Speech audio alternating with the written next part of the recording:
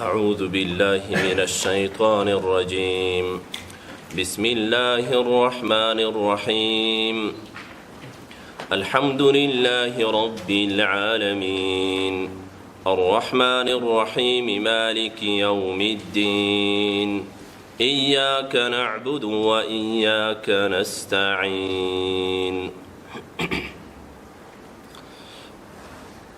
دي سورة الفاتحة واي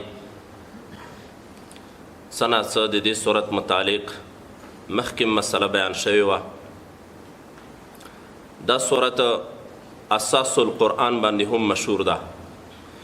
وجه دا ده چې د قرآن عظیم شان مکمل خلاص په دې لنډ صورت کې ذکر شوی.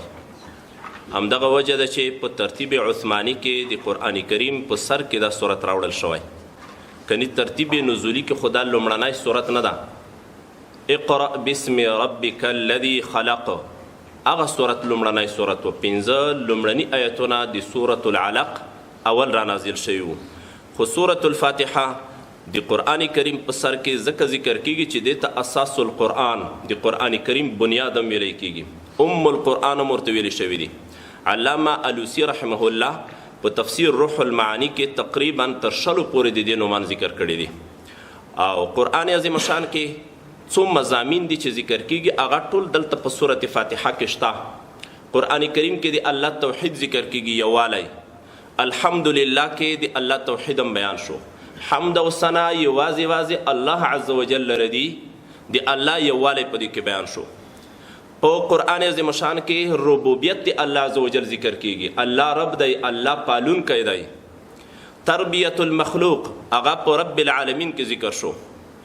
صفات او اسماء دی الله عز وجل ذکر کیږي قرآن کریم کې. الرحمن الرحیم مالک یوم الدین دې کې د الله د نومونو ذکر وشو. او دغه صورت کې د قیامت بیان هم ده. قیامت هغه موضوع ده چې قرآن کریم کې مختلف اړخونه د قرآن عظیم شان په آیتونو کې د قیامت بیانېږي. جنت پکې ذکر کیږي، جهنم پکې ذکر کیږي، حساب و کتاب پکې ذکر کیږي، میزان ذکر کیږي. یوم الدین کې قیامت ته هم اشاره وشوه. د قرآن کریم په مضامینو کې یو مضمون عبادت ده، هغه هم په دې صورت کې ذکر ده. ایاک نعبد و ایاک نستعین. بل مهمه موضوع په قرآن عظیم شان کې هغه د اخلاقیاتو ده. اهدنا الصراط المستقیم صراط الذین انعمت علیهم دې کې د اخلاقیاتو بیان موجود ده. نو دا قرآن کریم مجموعه د ټول قرآن کریم لپاره اساس او بنیاد بلل کیږي. لکه مقدمه د قرآن عظیم شان ټول قرآن کریم خلاص په لنډه توګه باندې په دې صورت کې ذکر شوی. ورسته ټول قرآن کریم داسې ده لکه د دې صورت لپاره چې تفصیل وي. د دې صورت خلاصه ده سورة الفاتحه خلاصه او د دې موضوع د دې خلاص دا ده چې په سر کې د الله عز وجل د توحید دعوه ذکر کیږي. یوازې الله د حمدونو د ثناګانو لایق ده. او بیا په دې باندې دلایل ذکر کیږي په اسماء د الله عز وجل سره. الله ځکه یو دی، الله لره ځکه ثناګانې دي چې الله رب د ټولو کائناتو ده. او دا صفت په بل چا کې نشته، نه په بتانو کې شته، نه په حضرت عیسی علیه السلام کې موجود ده چې نصرانیان عیسی علیه السلام د خدای زوی بولي یا الله بولي. دا صفت نشته پکې. حضرت عیسی علیه السلام رب العالمین نه ده. او نه حضرت عزیر علیه السلام ده چې یهودیان د ځان دپاره په خدای توب باندې نیسي. نه ملایکو کې دا صفت شته. نو الله یو دی، الله شریک نه لري. یوازې د الله حمدونه او ثناګانې باید مونږ ووایو.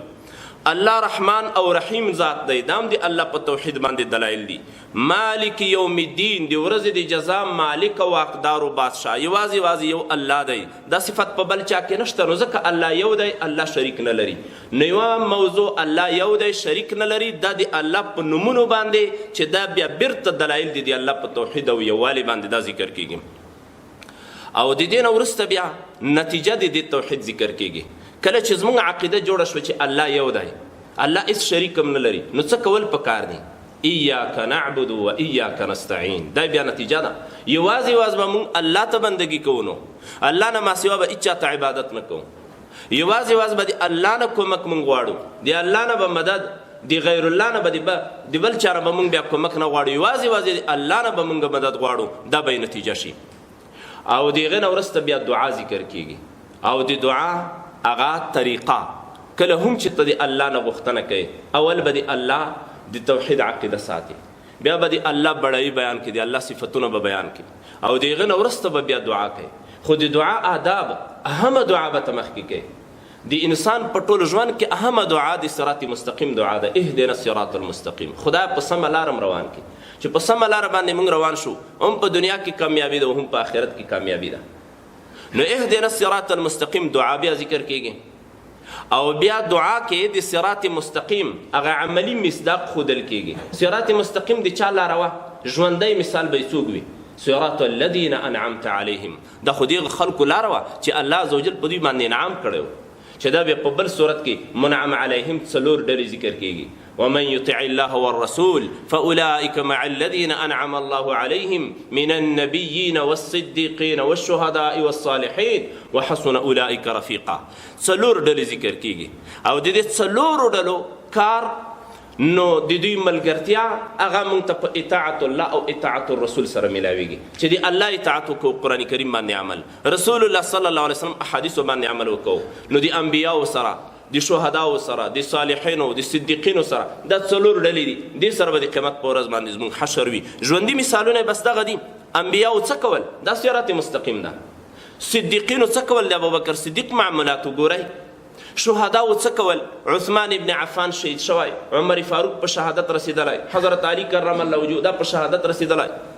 نو د دوی تګلاره څه وه؟ بس په هغه لاره باندې مزل، دا خپله صراط مستقیم ده. صالحین عامو صحابهو څه کول؟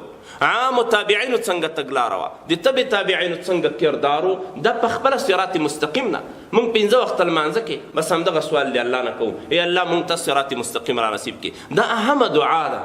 نور دعاګانې خدای زامن مې نشته، یا الله پیسې نه لرم، یا الله قرضوړی یم، دا به هم د الله نه غواړو. خو په دعاګانو کې آداب دا دي چې هغه دعا چې په دنیا او آخرت کې تا ته په ګټه باندې راځي، اول به ته همغه مخکې کوې، هغه نه ده مګر د اهدنا الصراط المستقیم کې دا دعا مونږ ته ذکر ده.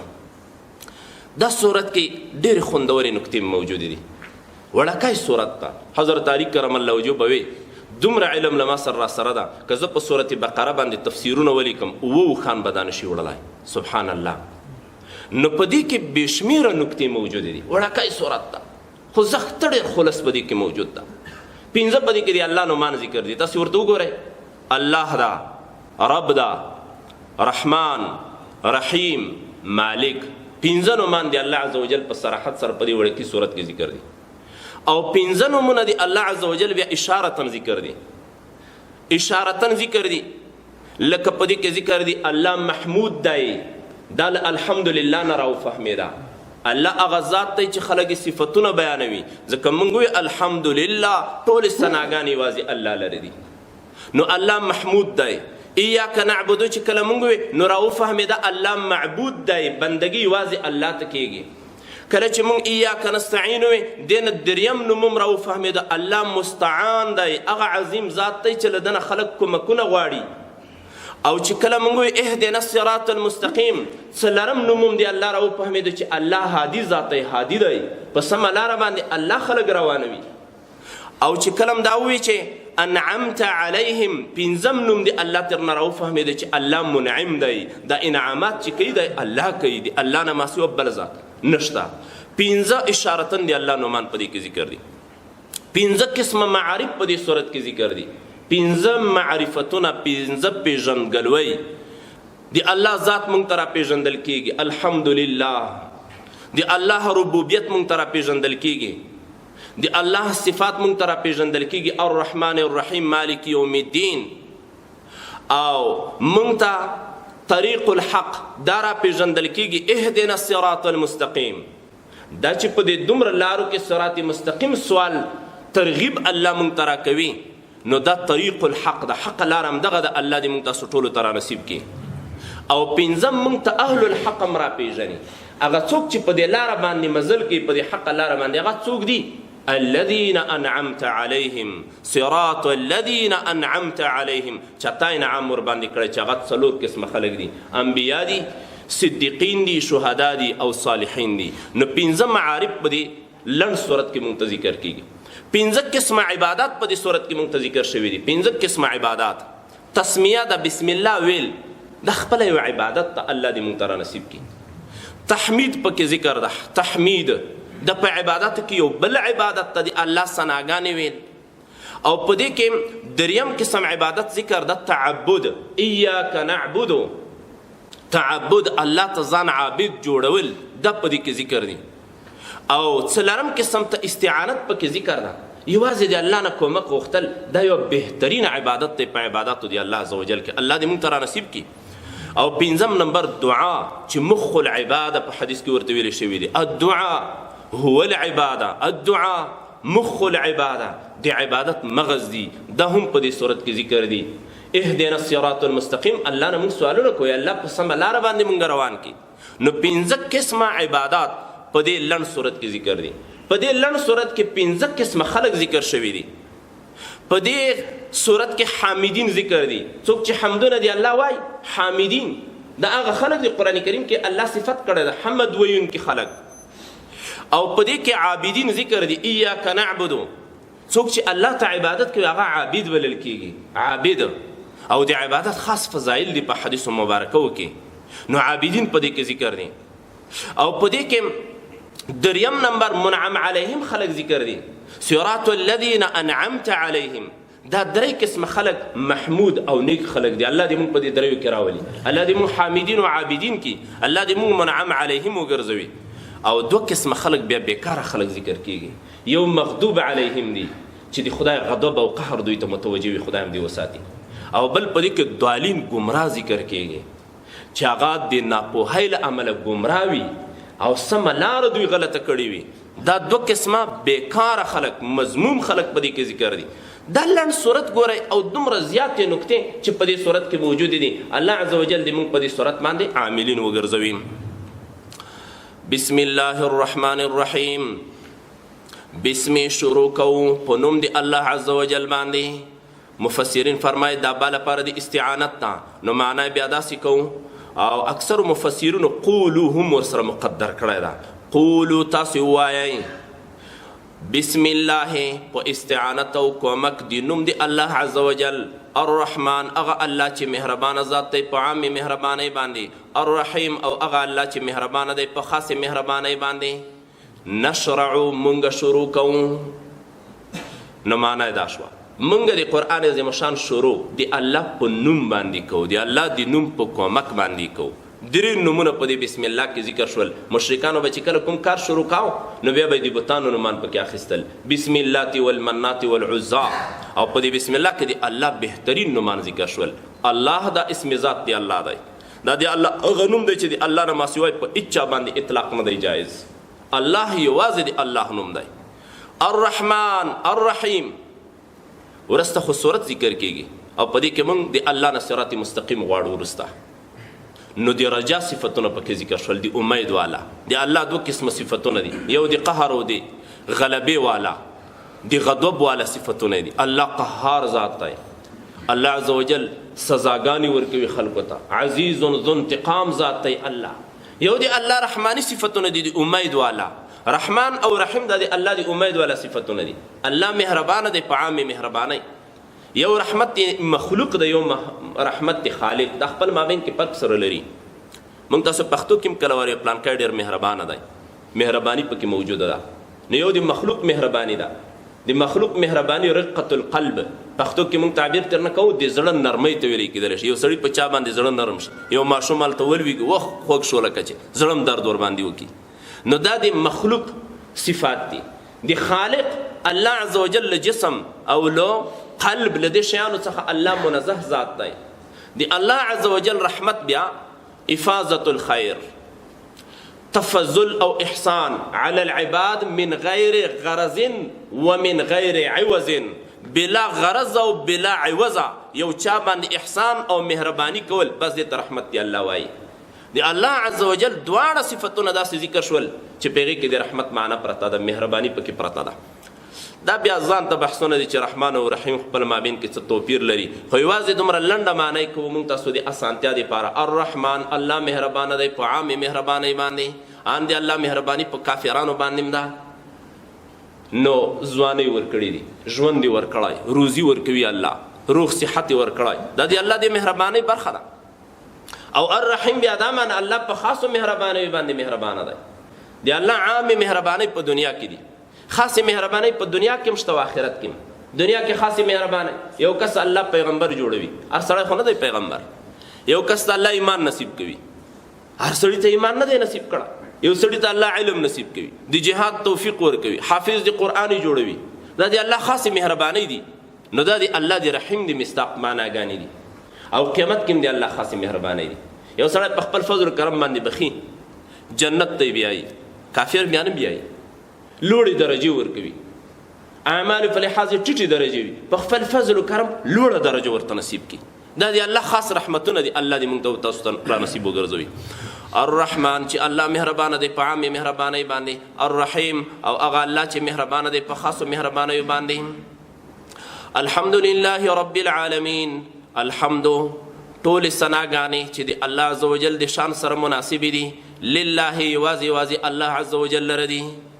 حمد موږ په دې عربي کې خو ډېرې معناګانې کوو، خو هغه معناګانې خلص په پښتو کې موږ تاسو بیانوو.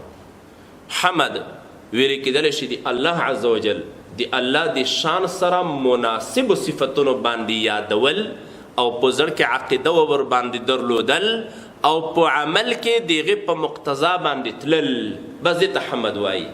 د حمد معنا ده شرع حمد. د الله عز وجل د شان سره چې کوم مناسب صفتونه دي، حی دی، قیوم دی، الله واحد دی، الله رازق دی، الله خالق دی، دا د الله مناسب صفتونه دي. په دې صفتونو باندې په ژبه باندې د الله ستایل دا حمد ده. په زړه کې عقیده د حقیقت ورته درلودل، بس دا حمد ده د زړه. او په عمل کې د دې صفتونو په مقتضا او د الله په اوامرو باندې عمل کول، بس دا حمدونه دي. نو الحمدلله د دې معنا کوم ټول هغه حمدونه هغه ثناګانې چې د الله عز وجل د شان سره مناسب دي، لله یوازې یوازې الله عز وجل لره دي. نو دا توحید شو. د الله نه مسوا دا ثناګانې بل چا لره نشته. ولې دا یوازې الله لره دي؟ رب العالمین، دا ځکه چې رب د ټولو کائناتو ده. الله عز وجل د ټولو مخلوقاتو رب ده. د الله عز وجل ربوبیت په ټولو کائناتو باندې خور ده. دا رب دا څه ته ویل کېدای شي؟ دا د الله په صفتونو کې یو صفت ده. تربیه نه دا مأخوذ ده. تربیه څه ته وایي؟ ابلاغ غشی الی الکمال شیئا فشیئا، د یو شي کمال ته رسول لږ لږ، چې هغه په ځان باندې پوه هم نه وي. یو کس د مور په خېټه کې نطفه وي، بیا وینه باندې بدل شي، او بیا د غوښې ټوټه ترنه جوړه شي، او بیا په هغې کې هډوکي پیدا شي، سا پکې وچلېږي، بیا پیدا شي وړکای ماشوم وي، نیم ګز وړکای، بیا هغه ورو ورو لویږي، او هغه په ځان باندې پوهېږي نه چې دا په ورځ کې څومره لوی شو. خو کلونو په تېرېدو باندې بیا غټ سړی له دې نه جوړي، ښه مټور سړی، ښه عقلمندي الله دې ته نصیب کړي، بس دې ته تربیه ویلی کېدای شي. دا کار د الله دی، رب دی، دا تربیه ورکوونکی او دا پالنه چې کوي دا الله عز وجل دی. او دا د الله نه ما سوا په بل چا کې دا صفت شته هم نه. العالمین، عالمین معنا د ما سوا الله. عالمین جمع د عالم ده. عالم ما يعلم به شی ته وایي، یو شی په بل شي باندې معلومیږي و نښه او نشانه غوندې. اوس د الله عز وجل نه ما سوا چې څومره کائنات دي دې ټولو ته عالمین وایي. اسمانونه په دې کې داخل دي، ځمکه په دې کې داخله ده، انسانان، پیریان، ملائکې، عام حیوانات، ونې و بوټي، نباتات و جمادات چې څومره څم دي دا ټول په دې کې داخل دي. ځکه دا د الله عز وجل په توحید او یووالي باندې دلایل دي. دا ټول نه دا معلومیږي چې الله شته او الله یو ذات دی، الله سره هېڅ شریک هم نشته. او دا جمع چې ذکر شوی ده د دې په خاطر باندې چې بیا د عالم خاص خاص انواع موجود دي. عالم الانس د انسانانو عالم، عالم الجن د پیریانو، عالم الملائکه، عالم الحیوانات، عالم النباتات، انواع بیا په دې کې زیات موجود دي. د دې وجه نه ذاتي جمع ذکر شوی. نو معنا دا شوه چې الله لره ځکه حمدونه دي چې دا د ټول عالم پالنه، د ټولو کائناتو موجوداتو پالنه دا د الله په لاس کې ده، دا د الله عز وجل په اختیار کې ده. او دا صفت د الله نه ما سوا دي، بل هېڅ چا هم نشته. نو حمدونه به موږ د چا وایو؟ ثناګانې به د چا وایو؟ یوازې یوازې د الله عز وجل حمدونه به وایو. رب العالمین، هغه الله چې رب او پالونکی العالمین د ټولو کائناتو د ټولو موجوداتو. الرحمن الرحیم دا یو بل دلیل دی الله عز وجل په توحید باندې الرحمن چې الله عز وجل مهربانه دی په عام مهربانۍ سره الرحیم او الله عز وجل مهربانه دی په خاص مهربانۍ باندې مالک یوم الدین او الله عز وجل هغه ذات دی چې بادشاه دی د ورځې د جزا مخکې آیتونو نه په زړه کې یو شبهه راځي چې الله دومره بېشمېره انعامات دي ځکه د رحمان معنا خو موږ دا وکوله چې په عامې مهربانۍ باندې مهربانه دی دا ټول انعامات الله په موږ باندې کوي دا پالنه دی الله په ولکه کې ده نو بیا سړي په ذهن کې دا سوالي ښه چې دا کوم انعامات په موږ باندې کړي نو چې څنګه یې موږ استعمالولی به یې شو هېڅ پروا به نه کوي دا څنګه چې زړه غواړي که اسراف پکې کوو که په ناروا ځای کې دا نعمتونه دی الله استعمالو خو د الله نعمتونه دي نو د دې نه به خوند اخلو نو هغه که مشروع وي او که غیر مشروع نو دا شبهه په دې وروستني صفت کې بیا حل شوه مالک یوم الدین نه مخکې یوه ورځ د جزا م را روانه ده